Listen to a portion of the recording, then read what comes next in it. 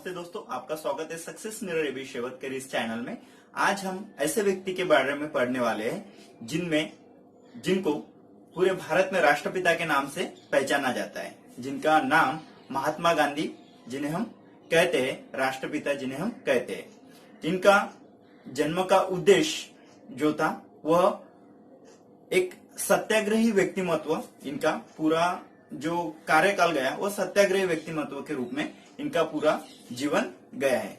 यह 1889 से 91 उम्र के 19वें साल ही ये बैरिस्टर पढ़ने के लिए इंग्लैंड गए और 22 उम्र के 22 तक इन्होंने बैरिस्टरी अपनी पूरी की।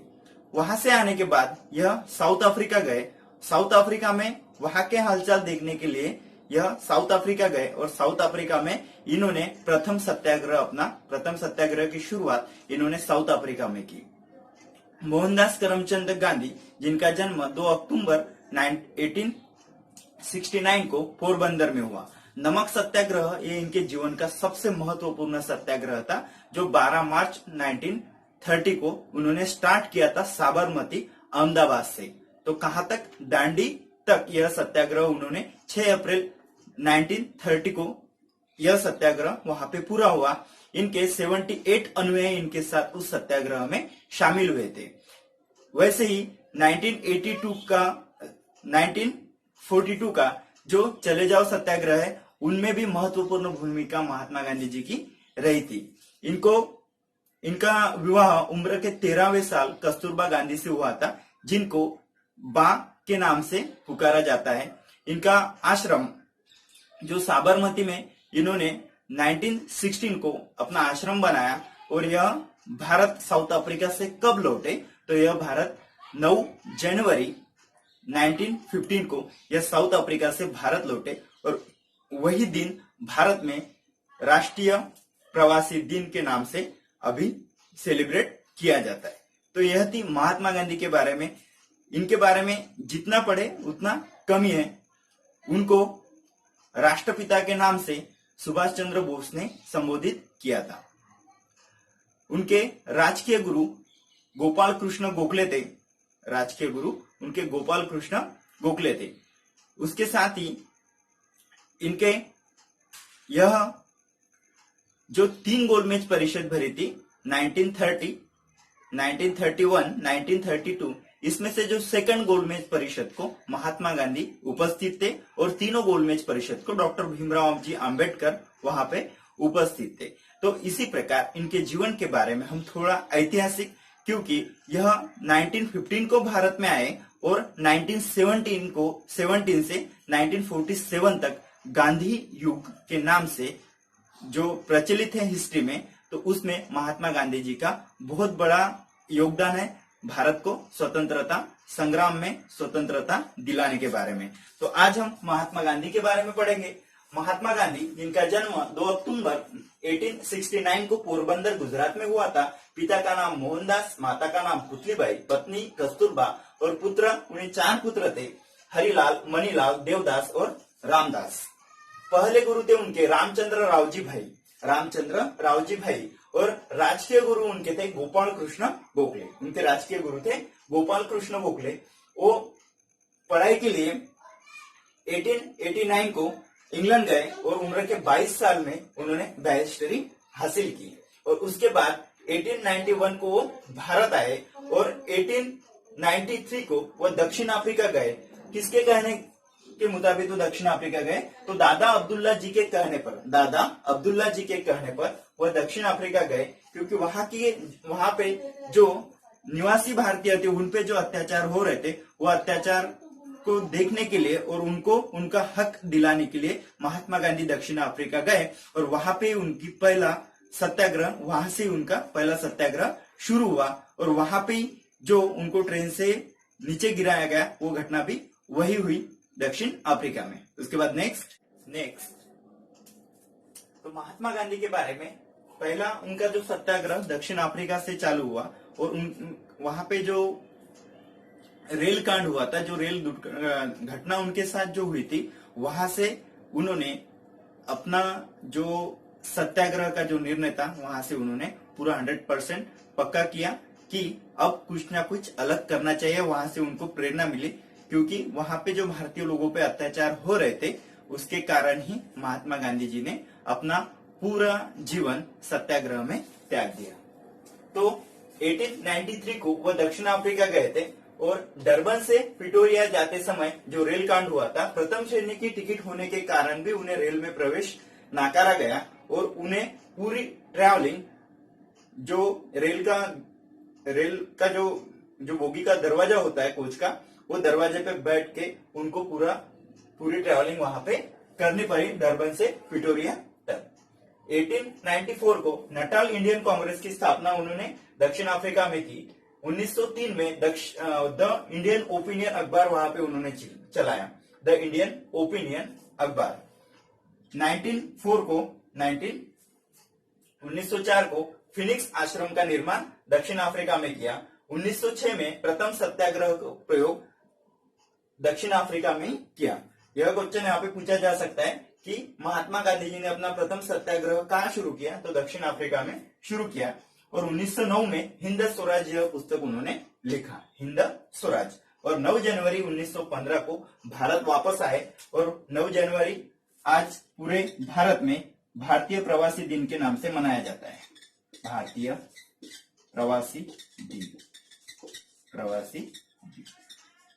भारतीय प्रवासी दिन के नाम से 9 जनवरी मनाया जाता है। और इसके बाद 1915 के बाद 1917 से 1947 तक जो इतिहास में जो युग शुरू हुआ वह गांधी युग के नाम से जाना जाता है, क्योंकि वहां से महात्मा गांधी जी ने राष्ट्रीय कांग्रेस की राष्ट्रीय कांग्रेस में उनका सहभाग हुआ और वहां से उन्होंने राष्ट्रीय कांग्रेस के लिए अपना कार्य करना वहां से शुरू किया। उसके बाद जब महात्मा गांधी 1915 को भारत लौटे, 9 जनवरी 1915 को जो भारतीय प्रवासी दिन के नाम से मनाया जाता है, उसके बाद उन्होंने 1916 में साबरमती आश्रम का निर्माण किया, 1917 में चंपारण्य सत्याग्रह किया, 1918 में खेड़ा सत्याग्रह किया और 1920 में उन्होंने असहयोग आंदोलन की स्थापना की, असहयोग आंदोलन चलाया। असहयोग आंदोलन कब स्टार्ट हुआ, जब 1 अगस्त 1920 को लोकमान्य तिलक उनका देहांत होने के बाद 1 अगस्त 1920 से असहयोग आंदोलन की शुरुआत हुई। और असहयोग आंदोलन के बाद जो असहयोग आंदोलन शुरू था वह 1922 को असहयोग आंदोलन चौरी चौरा हत्याकांड की वजह से वहां पे बंद करना पड़ा। और इसका आक्रोश पंडित जवाहरलाल नेहरू, चित्तरंजन दास, इनका आक्रोश निर्माण हो गया, क्योंकि यह असहयोग आंदोलन अचानकता से क्यों बंद किया गया, इसका कारण सभी इसका कारण मांग रहे थे, लेकिन उसके लिए भी कुछ आवश्यक चीजें थी कि वह असहयोग आंदोलन वहां पे बंद करना पड़ा। तो 1916 को साबरमती आश्रम की स्थापना की। 9 जनवरी 1915 को महात्मा गांधी दक्षिण अफ्रीका से भारत लौटे। 1917 चंपारण्य सत्याग्रह बिहार में हुआ, जो नील के खेती के कारण हुआ था। तो यह नील की खेती के कारण क्यों हुआ, क्योंकि यहाँ पे 3 कठिया प्रणाली यूज की जाती थी। अगर किसी किसान के पास 20% खेती है तो उसमें से 3% में नील की खेती करना पड़ता था। और इस कारण नील की खेती के कारण जो जमीन की सुपीकता थी वह कम होती थी, और इसी कारण वहां पे 1917 में चंपारण्य सत्याग्रह की शुरुआत की गई। 1918 में खेड़ा सत्याग्रह और मजदूर महाजन सभा की स्थापना अहमदाबाद में की गई। 1919 में खिलाफत परिषद के अध्यक्ष महात्मा गांधी को नियुक्त किया गया। खिलाफत परिषद के अध्यक्ष महात्मा गांधी क्यों हुए, इसके पीछे एक कारण था, क्योंकि भारत के जो मुस्लिम थे उनको राष्ट्र के हित में जोड़ना और हिंदुओं के साथ जोड़ना, इसके कारण खिलाफत परिषद के जो अध्यक्ष थे वो महात्मा गांधी खुद बनना चाहे और तुर्की लोगों ने उन्हें वहां पे अध्यक्ष बनाया। 1 अगस्त 1920 को असहयोग आंदोलन की शुरुआत हुई। 1 अगस्त 1920 को लोकमान्य तिलक का देहांत भी हुआ और उसी समय असहयोग आंदोलन की शुरुआत हुई। और 1920 में असहयोग आंदोलन की जो शुरुआत हुई, तो असहयोग आंदोलन नागपुर अधिवेशन में असहयोग आंदोलन का बिल पारित किया गया और उसके बाद असहयोग आंदोलन की यहाँ पे शुरुआत हो गई। 1920 में जो असहयोग आंदोलन की शुरुआत हुई वह 1922 चौरी चौरा हत्याकांड में बंद किया गया। 1922 में जो चौरी चौरा हत्याकांड हुआ था, उसमें असहयोग आंदोलन पूरी तरह बंद किया गया। और उसके बाद 1930 को 1930 में गांधी आयरविन करार हुआ। 1931 ये 1930 यानी पहली गोलमेज परिषद। 1931 जो दूसरी गोलमेज परिषद थी उसमें महात्मा गांधी उपस्थित थे। जो दूसरी गोलमेज परिषद थी वहां पे महात्मा गांधी उपस्थित थे।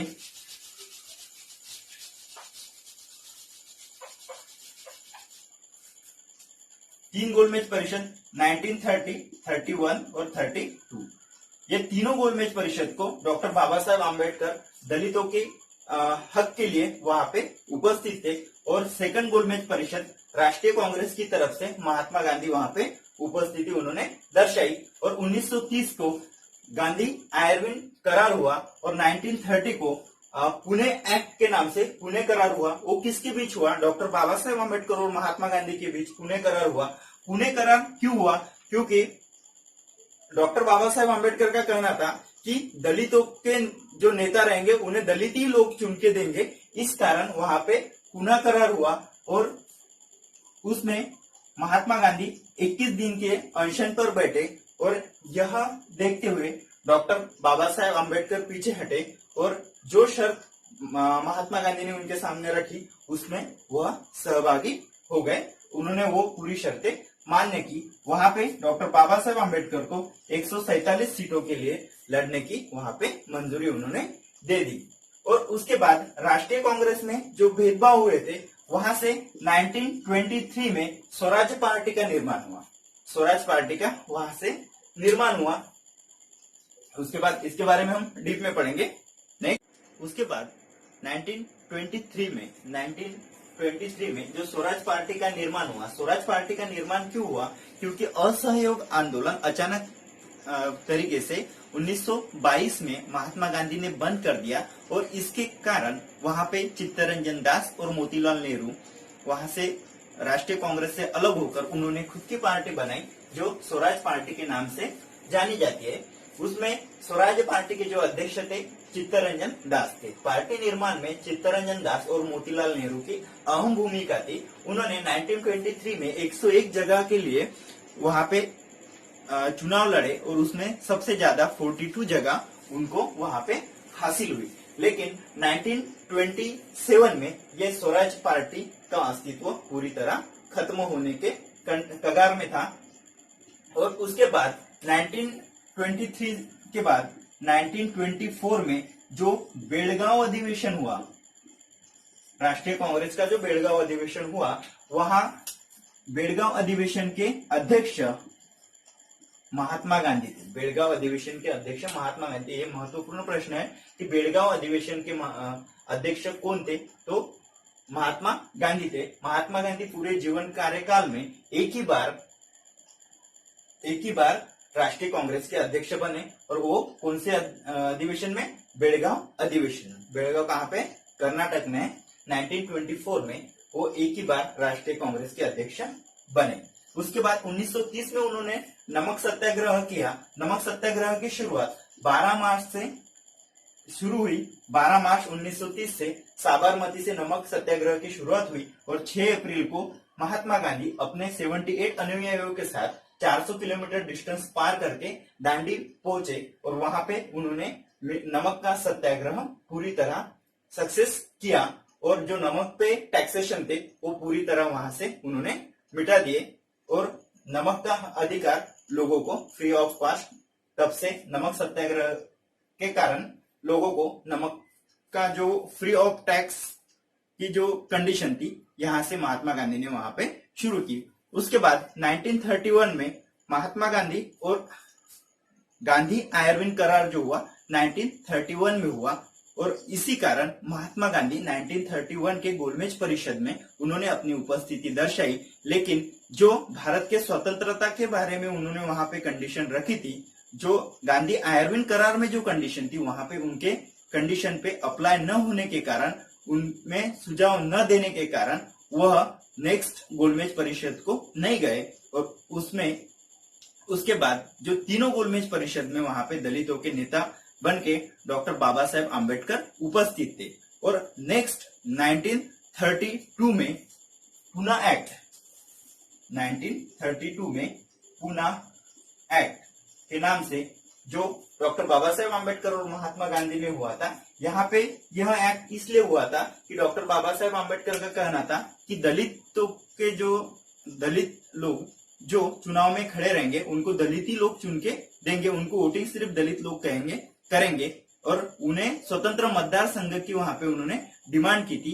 यह महात्मा गांधी को पसंद नहीं था या मंजूर नहीं था। इसी कारण महात्मा गांधी 21 डेज वहां पे उपोषण में बैठे और उसके बाद वहां पे डॉक्टर बाबा साहेब आम्बेडकर ने अपनी जितनी भी डिमांड थी वो पीछे ली और वहां पे डॉक्टर बाबा साहेब आम्बेडकर को 147 जगह चुनाव के लिए महात्मा गांधी ने उस करार में मंजूर हुई, जिसे पूना एक्ट के नाम से जाना जाता है। यहाँ पे क्वेश्चन क्रिएट हो सकता है कि पूना एक्ट कब हुआ था? 1932 में हुआ था। पूना एक्ट किस किस में हुआ था? तो डॉक्टर बाबा साहेब आम्बेडकर और महात्मा गांधी में पूना एक्ट हुआ था। तो इसी प्रकार महात्मा गांधी का जीवन कार्यकाल यह भारतीय स्वतंत्रता संग्राम में बहुत बड़ा है। गोलमेज परिषद के समय जो तीनों गोलमेज परिषद भरी थी 1930, 31 और 32 में, तो ये तीनों गोलमेज परिषद में इंग्लैंड के पीएम थे रैमसे मैकडोनाल्ड। ये भी प्रश्न महत्वपूर्ण है, रैमसे मैकडोनाल्ड। और 1940 में उन्होंने महात्मा गांधी जी ने व्यक्तिगत सत्याग्रह की शुरुआत की थी और व्यक्तिगत सत्याग्रह की शुरुआत महाराष्ट्र में वर्धा डिस्ट्रिक्ट के पवनार यह आश्रम से उन्होंने, एक गांव है वहां पे आश्रम है, वहां से उन्होंने व्यक्तिगत सत्याग्रह की शुरुआत की थी। और व्यक्तिगत सत्याग्रह के पहले अध्यक्ष के रूप में या सत्याग्रही के रूप में विनोबा भावे जी का चुनाव किया गया था। और सेकंड अध्यक्ष थे जवाहरलाल नेहरू और थर्ड थे ब्रह्मदत्त शर्मा।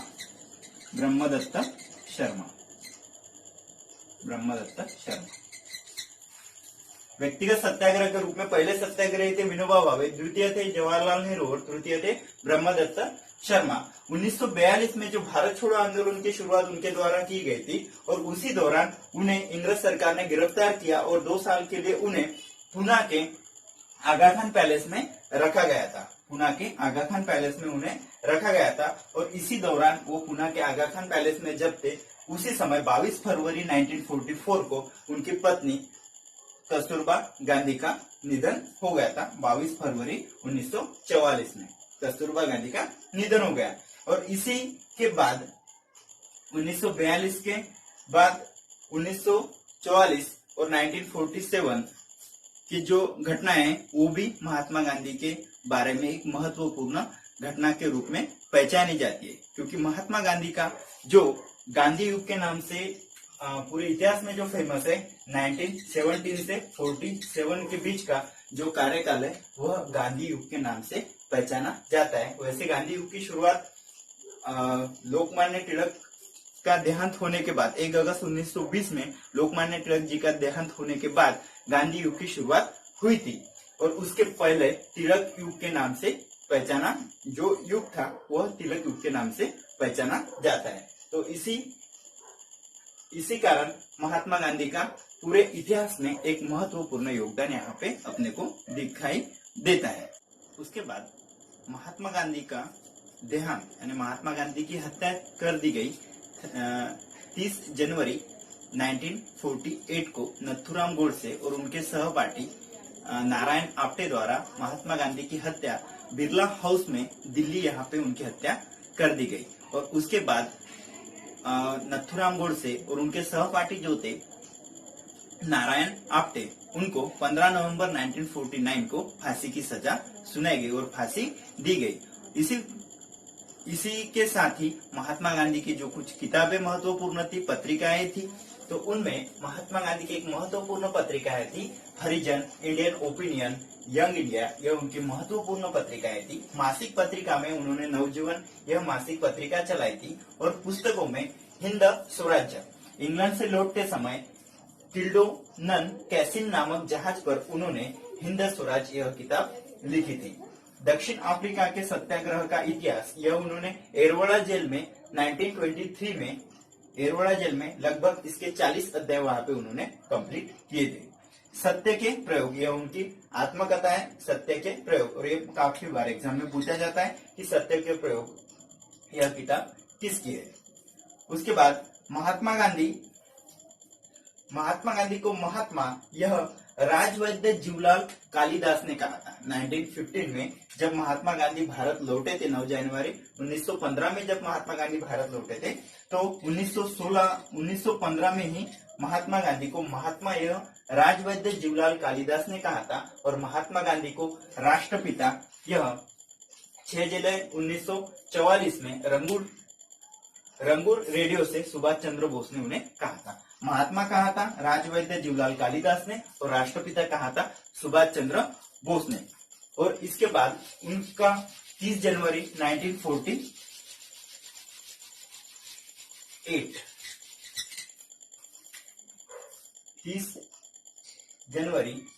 1948 को उनकी हत्या नथुराम गोडसे द्वारा की गई। नथुराम गोडसे और नारायण आप्टे, इनके द्वारा उनकी हत्या की गई, और उसके बाद 15 नवंबर 1949 को इन दोनों व्यक्तियों को फांसी की सजा सुनाई गई। और इसी प्रकार महात्मा गांधी का जो कार्यकाल था 1917 से 1947 तक, जो उनका कार्यकाल था, वह कार्यकाल गांधी युग के नाम से इतिहास में फेमस है। तो इसी प्रकार महात्मा गांधी के जीवन पे इस प्रकार के क्वेश्चन यहाँ पे पूछे जाते हैं। आपको अगर वीडियो पसंद आया तो आपके दोस्तों को भेजिए, सब्सक्राइब कीजिए, लाइक कीजिए। ओके दोस्तों, all the best, your bright future.